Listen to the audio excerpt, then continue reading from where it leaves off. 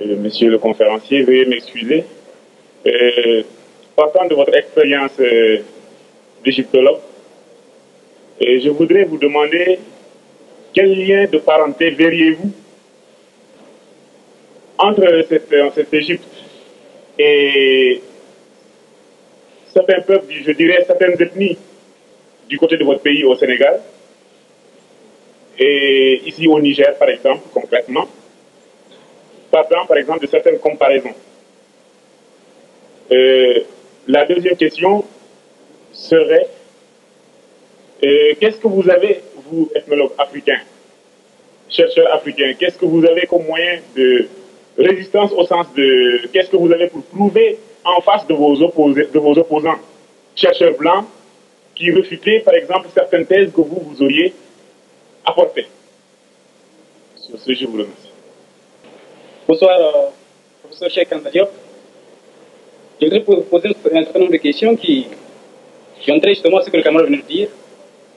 Mais en attendant, je vais vous relater une anecdote quelque peu candide et même condescendante. Il y a quelques semaines, nous recevions à l'école des lettres à Niamey Madame Liliane Castelou. Alors cette dame nous disait qu'elle avait rencontré en Europe un professeur qui a fait des recherches chez les Yoruba, au Nigeria. Et le professeur avait dit cette chose-là, qu'il avait exactement la confirmation de vos thèses chez les Yoruba, c'est-à-dire la parenté génétique qui existait entre les Yoruba et les Égyptiens. Mais, quand Mme Castelou dit, mais écrivez une note, dites quelque chose, un petit mot pour soutenir vos thèses, le professeur avait dit, non, je préfère me taire, je ne veux pas me compromettre. Alors ceci pour s'ajouter un peu à ce que vous disiez au sujet de la compromission, au sujet de la falsification de l'histoire. Et justement, à propos de cette falsification, de cette mauvaise foi, nous ne sommes pas sans ignorer tout de même que les pressentiments que vous nourrissiez en 1955, nous n'étions pas nés, en disant que vous auriez beau apporter des preuves palpantes, irréfutables, des intellectuels de renom, ils diront toujours, nous n'y croyons pas. Alors la question que je voulais poser est celle-ci.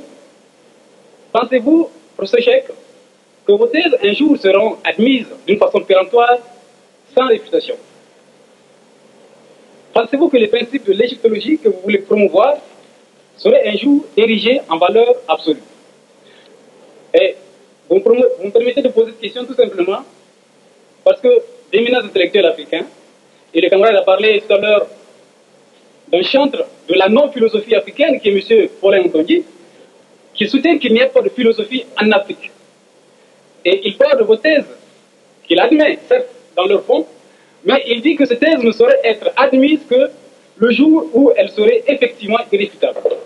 Alors pensez-vous que ces thèses de M. Ntongi et d'autres, selon laquelle la philosophie africaine, qu'il ne saurait avoir de philosophie africaine parce que la philosophie est simplement grecque, si elle ne correspond pas au canon grec, elle n'est pas philosophie, pensez-vous que cette thèse tiendrait devant vos travaux? À ce moment-là, je rejoins la question effectivement du camarade. Je vous remercie. Je réponds. Je vais donc commencer par répondre à l'ensemble des questions. Le lien entre les peuples sénégalais et nigériens,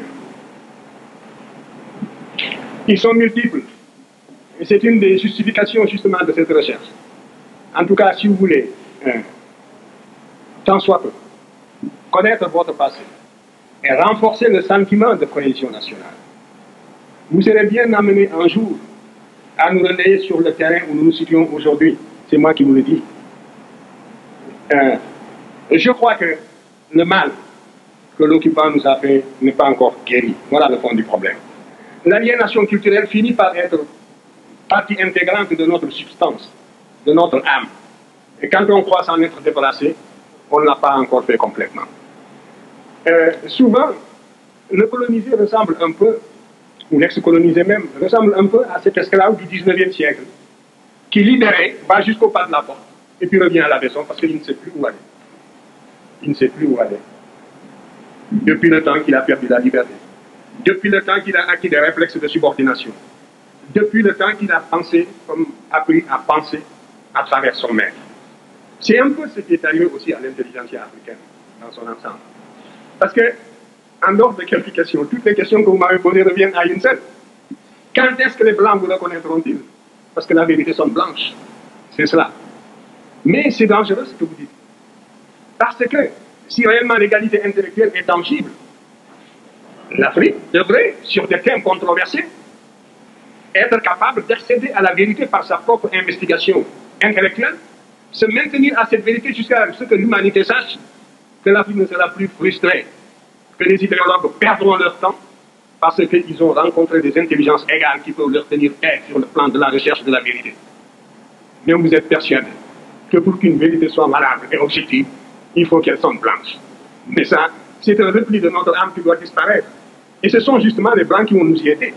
Et c'est parce que je savais cela que lorsque l'UNESCO m'a demandé de participer à la rédaction de l'histoire générale de l'Afrique, ce volume, j'ai dit que je serais bien incapable de parler de la vérité sous prétexte que nous allons écrire un ouvrage de portée internationale. Moi, j'ai des idées que j'ai toujours développées et contre lesquelles vous ne pouvez pas opposer des arguments scientifiques dignes de ce nom. Vous pouvez opposer une conspiration du silence, aussi longtemps que les jeunes générations africaines resteront aliénées, jusqu'à ce qu'elles se récupèrent, jusqu'à ce qu'elles acquièrent la connaissance directe, parce que c'est par la connaissance directe, par l'égyptologie, que vous dépasserez ce stade de flottement, n'est-ce pas, et de somnambulisme. Alors, donc, j'ai dit que de deux choses l'une, ou bien on prépare une rencontre de niveau international. C'est ce que j'avais proposé. Réunir l'égyptologie internationale au niveau le plus élevé. Et surtout tous ceux qui sont opposés à mes thèses. J'ai dit que du côté africain, je n'aurais besoin que de deux Africains, parce que ce sont les seuls qui, à l'époque, travaillaient avec moi et qui accédaient aux faits égyptiens par la connaissance directe. C'est très dangereux, la connaissance indirecte, parce que vous le voyez bien, vous n'arrivez pas à vous faire une opinion personnelle. Il faut passer par l'appui d'une autorité, et cette autorité vous refuse son appui pour des raisons idéologiques, et vous tournoyez. Donc, vous ne pourrez sortir du cercle vicieux que par la connaissance directe. Vous pétillez tous d'intelligence, mais il faudra accepter de fournir cet effort pour vous conduire à la connaissance directe, et nous en reparlerons. Alors, moi, j'avais dit donc que je n'ai besoin que de deux Africains qui, avec moi, ont accédé à cette connaissance directe. Et donc, vous pourrez augmenter le volume de la délégation européenne et mondiale. Nous n'avons pas besoin d'être plus de 3. Alors, convoquez donc tous les égyptologues que vous voudrez, les plus acharnés contre nos thèses. Nous en débattrons en toute sérénité. Je vous garantis le climat de sérénité des débats. Les débats ne seront pas limités, ils dureront aussi longtemps que nécessaire, en Égypte même, au Caire. Et à la suite de ces débats, on rédigera un document de portée mondiale, de portée internationale. Et suivant la teneur de ce document, on saura de quel côté penche la balance. Si les conclusions de ce document me permettent de continuer, de participer, je participerai alors à l'ouvrage et j'utiliserai des idées intégralement. Dans le cas contraire, je serai le premier à vous faciliter la tâche en me récusant. Vous connaissez la suite. Le colloque du Caire s'est tenu sur ma proposition. Toute l'égyptologie mondiale était représentée. J'avais dit aussi que nous, Africains, nous ne serions pas rapporteurs pour réaliser au maximum les conditions d'objectivité. Le rapporteur, c'était un professeur français qui était contre mes thèses aussi, vous le savez bien. Donc, et qui était professeur à Paris. L'égyptologie française était représentée par le professeur Vercouter, qui était l'ancien directeur des antiquités de Nubie, qui était aussi le directeur de l'Institut d'archéologie orientale français du Caire, qui était le titulaire de la chaire d'égyptologie à Lille 3, etc. Était représenté aussi par le professeur Sonneron, qui l'avait remplacé à l'Institut français d'archéologie d'Égypte, et qui était sûrement le plus apte à nous suivre dans les discussions linguistiques, justement. Et vous savez, les débats, les conclusions dans le domaine linguistique, justement, du professeur Sonneron, qui est mort maintenant. Vous aviez le professeur Leclan, qui est devenu académicien depuis et professeur au Collège de France. Vous aviez le professeur de Bono, qui était l'archéologue de la vallée du Nil. L'Amérique était représentée par Mme Gordon Chaké, le Canada par le professeur Chini, la Scandinavie par le professeur Serge Soderberg, qui était le directeur de toute la mission de toute la Scandinavie pour la sauvegarde des monuments de Nubie, etc., etc. Voilà, moi, et toute l'égyptologie égyptienne sur place aussi, au Caire et en Égypte, sont venus participer. Vous avez la liste des participants ici. Voilà le document qui est sorti de ces travaux. Bon, si vous avez la page, voilà. Et voici, je vous lis une seule phrase de ce document.